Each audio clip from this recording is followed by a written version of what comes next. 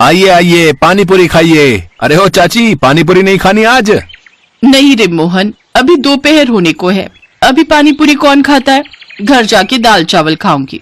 ठीक है चाची, जैसी आपकी मर्जी। तो फिर शाम को आइए ना, मस्त खट्टे पानी के साथ पानी पूरी खिलाऊंगा। अभी शाम को कौन आएगा, ये बाजार पहले जैसा तो है नहीं। पहले यहाँ पे सुबह से रात तक लोगों की भीड़ रहती थी, लेकिन आजकल तो लोग आते ही नहीं। ये बोलकर चाची चली गई। मोहन भी उदास नजरों से देखता रहा। चाची ने सही कहा है, इस बाजार में लोग ही नहीं आते। सुबह से एक भी पानी पूरी नहीं बिकी। घर जाकर बीवी को क्या जवाब दूंगा। दोपहर हो गई थी, धूप तेज थी। मोहन भी घर की ओर चल पड़ा, लेकिन उसका दिल भारी हो चुका था। उसे पता था कि घर पहुंचते ही एक दफा और झगड़ा होने वाला है। सुबह सुबह सरला ने मुझे कितना कुछ सुनाया है, अभी फिर से वो सब सुनना पड़ेगा। क्या करूं, पानी पूरी का धंधा कुछ जम नहीं रहा है, पैसे भी नहीं आ रहे हैं।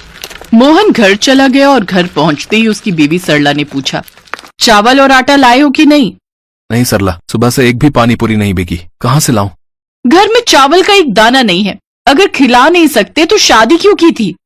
जब शादी की थी तब पानी पूरी बेचकर अच्छी कमाई होती थी। दोनों गायों से अच्छा खासा दूध मिल जाता था। लेकिन शादी के बाद अचानक से दोनों गायों ने दूध देना बंद ही कर दिया और बाजार में भी भीड़ कम होने लगी।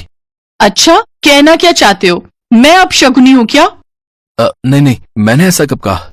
सब कुछ समझती हूँ मैं, अब मुझसे मन उठ गया है ना। पहले तो मेरा हर एक कहना मानते थे, लेकिन अब कुछ सुनते ही नहीं हो। क्यों? क्या नहीं सुना मैंने? कब से कह रही हो दोनों गायों को बेच दो, कुछ तो पैसे मिलेंगे। फालतू में दोनों को पाल रहे हैं, हर रोज उन्हें खिलाने के लिए घास पत्ते लाने पड़ते हैं। उनको हर रोज खाना मिल रहा है, लेकिन हम भूखे सो रहे हैं।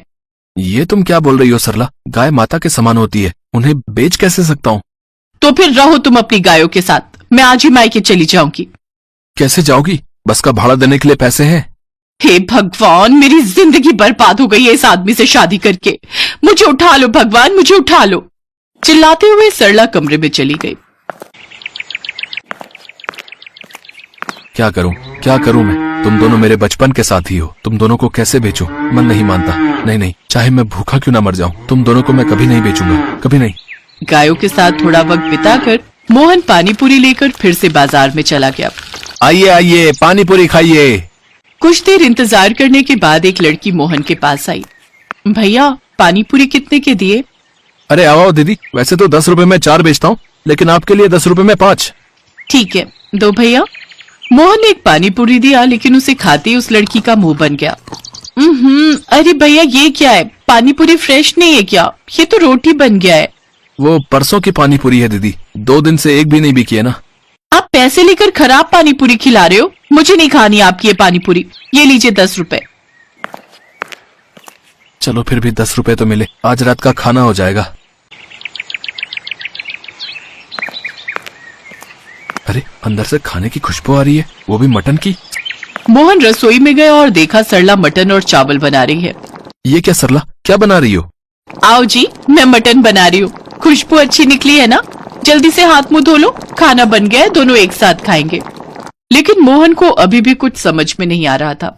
वो सब तो ठीक है सरला, लेकिन मटन के पैसे कहाँ से आए? कहीं से पैसे मिल गए हैं क्या तुम्हें? हाँ, कुछ ऐसा ही समझ लीजिए। बहुत सारे पैसे मिले, 2-3 महीने तो आराम से निकल जाएंगे। अरे वाह सरला, तुम इस घर की लक्ष्मी हो। बहुत भूख लगी है, खाना लगाओ।